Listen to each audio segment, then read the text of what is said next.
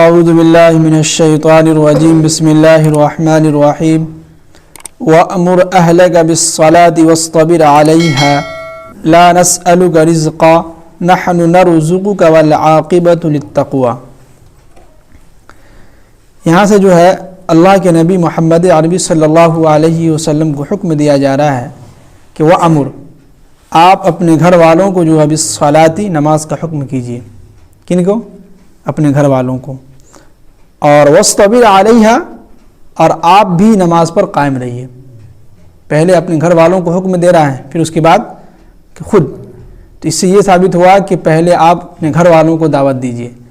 اس سے کیا ہوگا؟ اگر گھر کے اندر ماحول بنے گا نماز کی تو خود بخود آپ بھی جو ہے نماز کی پابندی بنے رہیں گے۔ اگر ہم خود جو ہے لوگوں کو نماز کی دعوت دے رہے ہیں، یا ہم خود نماز کی پابندی نہیں کر رہے ہیں اور اپنے گھر والوں کو روڈ چوراہے پہ لوگوں کو جو ہے دین کی دعوت، نماز کی دعوت دے رہے ہیں، تو اس سے کوئی اثر نہیں پڑے گا۔ اور نماز کے ساتھ ساتھ سب سے اہم جو زندگی کے اندر جو ہے وہ ہے معاملات۔ قرآن نے جہاں پر جو ہے نماز کا حکم دیا ہے تو وہیں پر قرآن نے جو ہے حقوق عباد کا بیان کیا ہے کہ آپ کے بندوں کا حق کیا ہے آپ کے اوپر۔ آپ جس معاشرے میں رہ رہے ہیں وہاں لوگوں کے ساتھ آپ کا کیا معاملہ ہے یہ دیکھا جائے گا۔ اس لیے کہ نماز تو ہماری ادا ہو رہی ہے، عادت والی ایک عادت بن گئی ہے نماز کی پابندی کی، نماز ہم ادا کر رہے ہیں، لیکن اسی نماز کے جو ہے اس عبادت کا اثر باہر کی زندگی پر نہیں ہو پا رہا ہے، تو جس کی وجہ سے لوگ ہماری طرف اور ہماری بات ماننے کو تیار نہیں ہیں۔ لوگ فوراً انگلی اٹھا دیتا ہے کہ اپنا تو صحیح ہے نہیں، اپنا ان کا بیٹا جو ہے نماز کی پابندی نہیں کرتا ہے، اور چلے ہم کو سمجھانے کے لیے۔ تو اس لیے قرآن نے سب سے پہلے اپنے گھر والوں کو حکم دیا ہے کہ نماز کی پابندی کیجیے۔ اور پہلے کن سے کہا جا رہا ہے؟ اللہ کے نبی سے کہا جا رہا ہے۔ اس کی ضمن میں جو ایک حدیث ہے کہ اللہ کے نبی صلی اللہ علیہ وسلم نے ارشاد فرمایا کہ جب سے یہ آیت نازل ہوئی ہے کہ وَأْمُرْ أَهْلَكَ بِالصَّلَاةِ وَاصْطَبِرْ عَلَيْهَا، تو حضرت علی رضی اللہ تعالیٰ عنہ فرماتے ہیں کہ روزانہ اللہ کے نبی محمد عربی صلی اللہ علیہ وسلم صبح فجر کے وقت ہمارے گھر پہ آتے تھے اور ہم کو اور فاطمہ کو جگا کے جاتے تھے نماز کے لیے، روزانہ، جب سے قرآن کی آیت نازل ہوئی ہے۔ تو اس سے یہ بھی ثابت ہوا کہ آپ اپنے گھر والوں کو، اپنے داماد کو، اپنی بیٹی کو، اپنے ناتی کو، نواسا کو جو ہے نماز کی پابندی کا حکم دے سکتے ہیں آپ۔ سب سے پہلے کیا کرنا ہے؟ اپنے گھر والوں کو نماز کی دعوت دینا، پھر اس کے بعد اپنے آپ کو، پھر اس کے بعد لوگوں کو دعوت دیجیے۔ تو اس سے کیا ہوگا کہ لوگوں پر آپ کا زیادہ اثر ہوگا اور لوگ آپ سے محبت کریں گے اور آپ کی بات مانیں گے لوگ، اس لیے کہ عمل کا جو ہے بہت دخل ہوتا ہے۔ اللہ کے نبی صلی اللہ علیہ وسلم کے اوپر کوئی بھی آیت نازل ہوتی تھی جس معاملے سے، تو اللہ کے نبی پہلے خود کرتے تھے، اور خود جب اللہ کے نبی کو کرتے ہوئے دیکھتے تھے صحابہ، تو صحابہ پوچھتے نہیں تھے کہ یہ کیسے ہوا، صحابہ خود بخود عمل کرنے لگتے تھے اللہ کے نبی کو دیکھتے ہوئے۔ جیسے ہم لوگ مسجد کے اندر نماز ادا کر رہے ہیں تو ہم میں سے باہر کے جو لوگ ہیں وہ تو دیکھنے نہیں آ رہا ہے، جو غیر مذاہب کے لوگوں کو کیا معلوم کہ نماز میں کیا ہوتا ہے، وہ تو یہ دیکھا ہے کہ آپ کی اخلاق کیسا ہے، آپ کی اخلاق کیسا ہے۔ سنن ابن ماجہ کی حدیث کل ہی ہم نے بیان کیا تھا کہ اللہ کے نبی سے پوچھا گیا کہ انسانوں میں سب سے افضل اور اعلیٰ اور ہائی کوالٹی کا انسان کون سا ہے، تو اللہ کے نبی نے فرمایا کہ وہ انسان سب سے اچھا اور اعلیٰ اور ہائی کوالٹی کا ہے جس کا دل جو ہے لوگوں کی نفرتوں سے، کینہ کپٹ سے کیا ہو، پاک صاف ہو۔ تو عمل کا بہت دخل ہوتا ہے۔ صرف نماز ادا کر لینے سے مسجد کے اندر ہمیں کوئی دیکھنے نہیں آ رہا ہے، جیسے کہ ہم روزہ رکھ رہے ہیں تو ہمیں کس کو کیا معلوم کہ یہ بندہ روزہ ہے، معلوم نہیں ہے، ہو سکتا ہو کہ اکیلے میں بیٹھ کے کھایا ہو، کس کو کیا معلوم۔ لیکن اخلاق جو ہے یہ 24 گھنٹے فرض ہے ہمارے اوپر ہے۔ معاملات جس کو کہتے ہیں، معاملات اگر ہمارے درست نہیں ہوں گے تو پھر لوگوں پر ہمارے دعوت کا اثر نہیں ہوگا۔ تو قرآن نے ہمیں جو ہے اور اللہ کے نبی محمد عربی صلی اللہ علیہ وسلم کو جو حکم دے رہے ہیں کہ آپ جو اپنے گھر والوں کو نماز کی پابندی کی تلقین کیجئے، اور وَاصْطَبِرْ عَلَيْهَا، اور آپ خود بھی جو ہے نماز پر قائم رہیے۔ اور آگے فرمائے کہ لَا نَسْأَلُكَ رِزْقًا، دیکھیے کتنی اچھی بات بتلا رہا ہے اللہ کے نبی کو کہ ہم جو ہے آپ سے رزق نہیں مانگتے ہیں، یعنی کہ ہم جو ہے آپ سے یہ نہیں کریں کہ آپ رزق جو ہے کمائیے، خوب کمائیے، ہمارے لیے وقت کو فارغ نہ کیجیے، نہیں، بلکہ آگے فرمائے کہ نحن نرزقک، یہ میری ذمہ داری ہے کہ ہم آپ کو رزق پہنچائیں۔ کن کی ذمہ داری ہے؟ اللہ کی ذمہ داری ہے۔ بتائیے، اتنا دلاسا اپنے بندوں کو دے رہے ہیں اللہ تعالیٰ، پھر بھی ہم کہہ رہے ہیں کہ نہیں پیسہ کمانے میں ہے، پیسہ کمائیں گے تو کھائیں گے کہاں سے؟ تو بات تو صحیح ہے، پیسہ نہیں کمائیں گے تو کھائیں گے کہاں سے؟ لیکن تو اللہ تو دوسری جگہ اللہ کے نبی محمد عربی صلی اللہ علیہ وسلم بھی تو فرما رہے ہیں کہ یہ حدیث قدسی ہے کہ اللہ کے نبی نے فرمایا کہ اے میرے بندو، یعنی بنی آدم کے بیٹو، تم جو ہے میرے لیے وقت فارغ کرو۔ کیا مطلب کہ تم جو ہے نماز کی پابندی کے، نماز کے لیے وقت نکالو، ذکر کے لیے وقت نکالو، اور تمہاری زندگی کے جو مسئلے مسائل ہے وہ ہم حل کریں گے۔ رزق میں یہی سب آتا ہے رزق میں۔ اب فارغ کرنے کا مطلب یہ نہیں کہ دن بھر مسجد میں بیٹھ جائیں، نہیں، یہ تو اللہ کے نبی کو منع کیا گیا کہ آپ دن بھر جو ہے نماز کے لیے نہیں بیٹھ جائیں، بلکہ آپ نکلیے باہر، دیکھیے لوگوں سے ملیے جلیے، کمائیے اپنی بیوی کا بھی خیال رکھیے، بیوی کا بھی حق ہے، بال بچوں کا بھی حق ہے۔ تو ہمیں بھی یہ کرنا ہوگا کہ ہم اللہ کے لیے وقت نکال کے کیا کریں؟ 5 وقت کی نماز کی پابندی کریں، جہاں وقت ملے، جہاں اذان سنیں ہم وہاں نماز ادا کر لیں۔ باقی رزق کی ٹینشن ہم نہ لیں۔ ابھی کے دور میں اکثر و بیشتر لوگ رزق کی ٹینشن میں پاگل ہے، ایک دم سے کہ ہم ٹینشن میں ہیں، اور اکثر و بیشتر آدمی جو ہے کئی دربھنگہ شہر کے اندر ہی کئی لوگ دیکھتے ہیں ڈپریشن کا شکار کے، رزق کہاں سے آئے گا؟ ہمارے کچھ ساتھی ایسے ہیں جو 30 سال 35 سال کا ہو گیا، کہتا ہے کہ جو ہے کبھی کما نہیں رہے ہیں، پیسہ آ نہیں رہا ہے، تو کیسے ہم شادی کر لیں؟ تو ہم کہتے ہیں بھائی کہ رزق کی ٹینشن ہم کیوں لیں؟ ابھی ہمارے مقدر میں اتنا رزق لکھا ہے، اتنا مل رہا ہے، آگے چل کے جو ہے گھر کی فیملی بڑھیں گے تو ہو سکتا ہے اللہ تعالیٰ اس میں رزق، اللہ تعالیٰ اس کے حساب سے اور دیں گے۔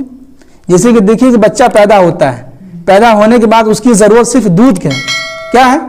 دودھ ہے، گوشت نہیں ہے اس کے لیے، تو اس کی ضرورت کے حساب سے اللہ تعالیٰ ان کی ماں کی چھاتی میں کیا کر رہا ہے؟ دودھ پیدا کر رہا ہے۔ وہ بھی کب؟ ٹھنڈی کے موسم میں گرم دودھ، اور گرمی کے موسم میں ٹھنڈا دودھ۔ کیا ان کے پاس کوئی مشین لگی ہوئی ہے ان کے اندر؟ کیا کسی ٹیکنالوجی نے ان کے چھاتی کے اندر مشین لگایا ہو؟ کسی نے نہیں۔ اللہ کا نظام دیکھیے، تو اس بچے کی ابھی اتنی ہی ضرورت ہے 2 سال تک، حولین کاملین لمن اراد، 2 سال یا 2.5 سال تک، تو 2 یا 2.5 سال تک اس بچی کی ضرورت ابھی دودھ ہے، تو جس کی وجہ سے اللہ تعالیٰ ان کی ماں کی چھاتی میں خود بخود دودھ پیدا کر کے پلا رہا ہے۔ پھر 2-2.5 سال کے بعد ان کی ضرورت بڑھے گی تو ان کو جو نوکری بھی بڑھے گی۔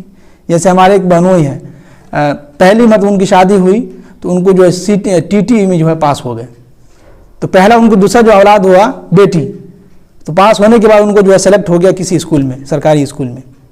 پھر تیسری جب بیٹی ہوئی تو ان کا جو پروموشن ہو گیا، ہائی ماسٹر بن گئے، وہ اسکول میں ہیڈ ماسٹر وہ بن گئے۔ اب چوتھی جو بیٹی ہوئی تو جو ہے 5,000 تنخواہ بڑھ گیا ان کا۔ اب 5واں ابھی جو ہے پچھلے 2 مہینے جو ہے بیٹا پیدا ہوا ہے تو جو ہے 1 یا 2 ہزار روپے ان کا تنخواہ بڑھا ہے۔ دیکھیے تو رزق جیسے جیسے ان کے گھر میں آبادی یعنی کہ تعداد بڑھتے گیا، رزق آتا گیا۔ تو اس لیے ہم بھی کوشش کریں کہ رزق کی ٹینشن نہ لیں، رزق کا مالک جو ہے اللہ ہے۔ اور آگے فرمائے کہ وَالْعَاقِبَةُ لِلتَّقْوَىٰ، اور جو ہے پرہیزگاری جو ہے اس کا بہتر انجام ہوتا ہے، یعنی اگر آپ اللہ سے ڈرتے ہوئے پرہیزگاری اختیار کریں گے، گناہوں سے بچیں گے، تو اس کا بہتر انجام آپ کو کل قیامت کے دن مرنے کے بعد ملے گا۔ اور آگے فرمائے کہ وَقَالُوا لَوْلَا يَأْتِينَا بِآيَةٍ مِّن رَبِّهِ، اب کافی لوگ کہہ رہے ہیں کہ یہ جو نبی ہمارے پاس آئے ہیں یہ جو ہے اپنے رب کے پاس سے کوئی نشانی کیوں نہیں لے کے آتا ہے؟ یعنی کہ محمد عربی صلی اللہ علیہ وسلم جو ہے اپنے آپ کو نبی کہہ رہا ہے، تو یہ نبی جو ہے اپنے رب کے پاس سے کوئی نشانی ہمارے سامنے لے کے کیوں نہیں آتا ہے؟ تو قرآن نے آگے بیان کیا، اس کا جواب دیا کہ اولم تأتہم بینۃ ما فی الصحف الاولیٰ، کہ اے نبی صلی اللہ علیہ وسلم ان سے کہیے کہ ہم نے پہلے کی کتابوں میں تو ہم محمد عربی صلی اللہ علیہ وسلم کا جو نشانی بیان کیا ہے، کس میں؟ پہلے کی کتاب میں، تورات ہے، انجیل ہے، زبور ہے، صحف موسیٰ ابراہیم علیہ السلام کی جو اوپر جو کتاب نازل ہوئی تو اس کے اندر بھی اللہ کے نبی کی آنے کی خوشخبری دی گئی۔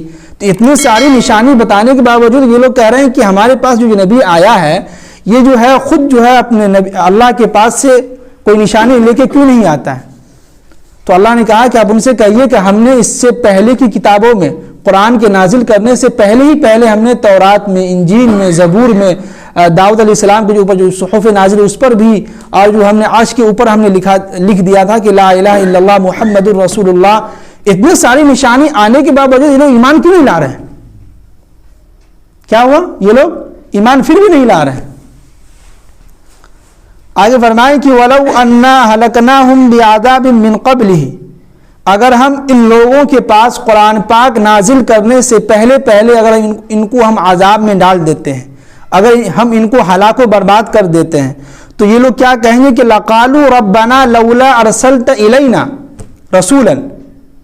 یہ لوگ کہتا ہے کہ اے اللہ آپ نے ہمارے اوپر عذاب ڈالنے سے پہلے ہمارے پاس رسول کیوں نہیں بھیجے آپ؟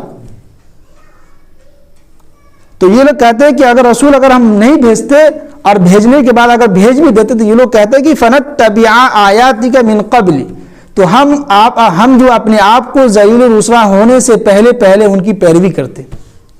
کیا کرتے؟ پیروی کرتے.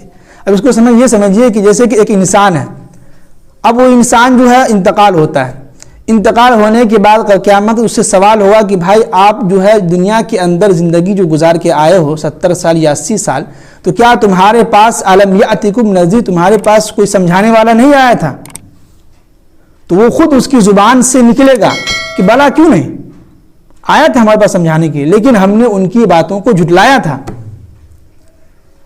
تو ہر دور میں جو ہے تمام لوگوں پر، ابھی کے دور میں بھی یہی ہو رہا ہے. اللہ تعالیٰ کسی کو عذاب میں فوراً گرفتار اس لیے نہیں کرتا، اللہ تعالیٰ ان کو ڈھیل دیتا ہے، اور ان کے پاس کسی کے ذریعے سے کسی بھی طرح سے کبھی نہ کبھی ان کے پاس پیغام پہنچتا ہے.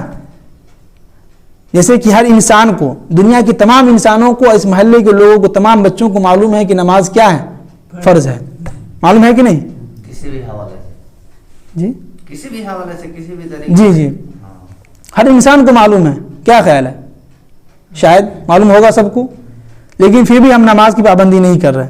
تو کل قیامت کے دن ہم کھلے عام کہہ سکتے ہیں کہ یا اللہ ہم نے ان لوگوں کو سمجھایا تھا، پیغام پہنچایا تھا. جیسے کہ قرآن نے کہا کہ وَذَكِّرْ فَإِنَّ الذِّكْرَىٰ تَنفَعُ الْمُؤْمِنِينَ، آپ لوگوں کے سامنے بار بار جو ہے ذکر کرتے رہیے، بار بار ان کو سمجھاتے رہیے. تو ہم تو ہر جمعہ کو جو ہے، پھر عورتوں کے بیان میں بھی، اور ہر روز تفسیر میں ہم تو آپ کے سامنے تو بیان کر ہی رہے ہیں. تو کل قیامت کے دن ہم اس سے جو ہے بری و ذمہ ہو جائیں گے. اسی طرح پہلے کے لوگوں کے اوپر اللہ نے عذاب اس لیے نہیں ڈالا کہ ہم نے پہلے ان کے پاس نبی بھیجے. کس کو بھیجے؟ نبی کو. ہر دور میں جب بھی معاشرے میں بگاڑ پیدا ہوا تو پہلے اللہ تعالیٰ نبی کو بھیجتے تھے، اور نبی کے بھیجنے کے بعد پھر بھی وہ لوگ نہیں مانتے تھے، نبی کو جھٹلاتے تھے، تو پھر اللہ تعالیٰ اس کے اوپر عذاب ڈالتے تھے. آگے فرمائے کہ قل کل متربص، اے نبی صلی اللہ علیہ وسلم آپ ان لوگوں سے کہہ دیجئے کہ کل متربص، ہم جو ہے تم سب کا انتظار کر رہے ہیں میدان محشر میں جمع ہونے کا. فتربصوا، تو انتظار کرو تم لوگ بھی اور ہم بھی انتظار کر رہے ہیں. فستعلمون من اصحاب الصراط السوی، اور کل قیامت کے دن ہم سب کو اور سب کو معلوم ہو جائے گا کہ کون سیدھے راستے پر ہے، کون سیدھے راستے پر ہے. ومن اہتدی، اور کون جو ہے بھٹک گئے ہیں، اور کون لوگ جو ہے جنت میں جانے والے ہیں، اور کون لوگ جنت کے حقدار ہیں. تو یہ کب معلوم ہوگا؟ آنکھ بند ہونے کے بعد.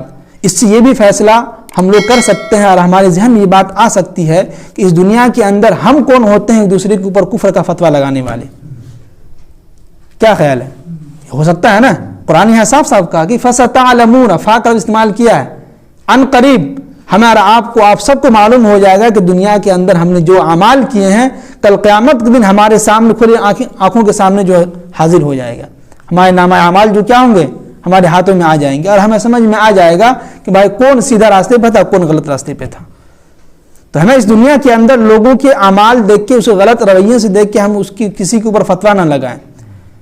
اس لیے کہ اس دنیا کے اندر جو ہے کئی ایسے لوگ ہیں جو دنیا کے اندر خوب گناہ کیے ہیں، لیکن بعد میں اللہ نے ان کو ہدایت دیا، توفیق دیا، انہوں نے توبہ کی، اللہ نے ان کو معاف کر دیا. نہیں، لیکن جب گنہگار ہے تو اس کو نیک وقت تھوڑی سمجھیں گے. وہ بات نہیں ہے. جب گنہگار ہے، چونکہ بری صحبت سے اسلام یہ بھی تو بچنے کی منع کرتا ہے. اب کوئی شرابی ہے تو اب ہو سکتا ہے بعد میں ہدایت جب لائے گا تو ہدایت یافتہ ہوگا. وہی تو ہم بھی کہہ رہے ہیں نا، ہم بھی تو وہی کہہ رہے ہیں. تب اس کا ہدایت یافتہ، لیکن ابھی شراب پی رہا ہے तो उसको अभी शराबी ही ना समझे। देखिए हमारी बात को आप समझिए नहीं, हम ये कह रहे हैं कि दुनिया के अंदर एक शख्स, जैसे कि एक मिसाल के तौर पे एक बूढ़ा आदमी 70 साल से जो है बुत खाने के सामने कह रहा था या सनम या सनम या सनम, 70 साल से, ठीक। अब उसने 70 साल के बाद सिर्फ एक मतलब उसकी गलती से निकल गया कि या समद, क्या निकल गया, या समद। अल्लाह ने फौरन लब्बैक कहा कि जाओ तुम्हारे गुनाहों को माफ़ कर दिया हमने। तो फरिश्तों ने सवाल कर दिया, फरिश्तों ने सवाल कर दिया कि अल्लाह ताला ये कैसे, 70 साल से ये बंदा जो है आपके खिलाफ जो है सनम सनम कह रहा था, गैरों की बात कर रहा था, इसने सिर्फ एक मर्तबा भूले से, वो भी भूले से उसकी जुबान से निकल गया कि या समद, आपने उनको माफ़ कर दिया। तो फौरन क्या कहते हैं अल्लाह ताला कि तुम अल्लाह हो कि मैं अल्लाह हूं, मेरी जिम्मेदारी है ना। इसी तरह रोजाना ये जमीन 70,000 मरतबा या 70 मरतबा अल्लाह ताला से कहता है कि अल्लाह आप हुक्म दें, अभी हम जो शराबी जो शराब पी रहा है, जो गुनाह कर रहा है, इसको हम फौरन अपनी ज़मीन के अंदर ले लें, निकल जाए। तो अल्लाह ताला क्या कहते हैं ज़मीन से कि तुम अल्लाह हो कि हम अल्लाह हैं, मेरा बंदा वो है कि तुम है, तुम्हारा बंदा है वो मेरा बंदा है, मेरी जिम्मेदारी है, मैं चाहूँगा तो माफ़ करूँगा, नहीं चाहूँगा तो नहीं माफ़ करूँगा।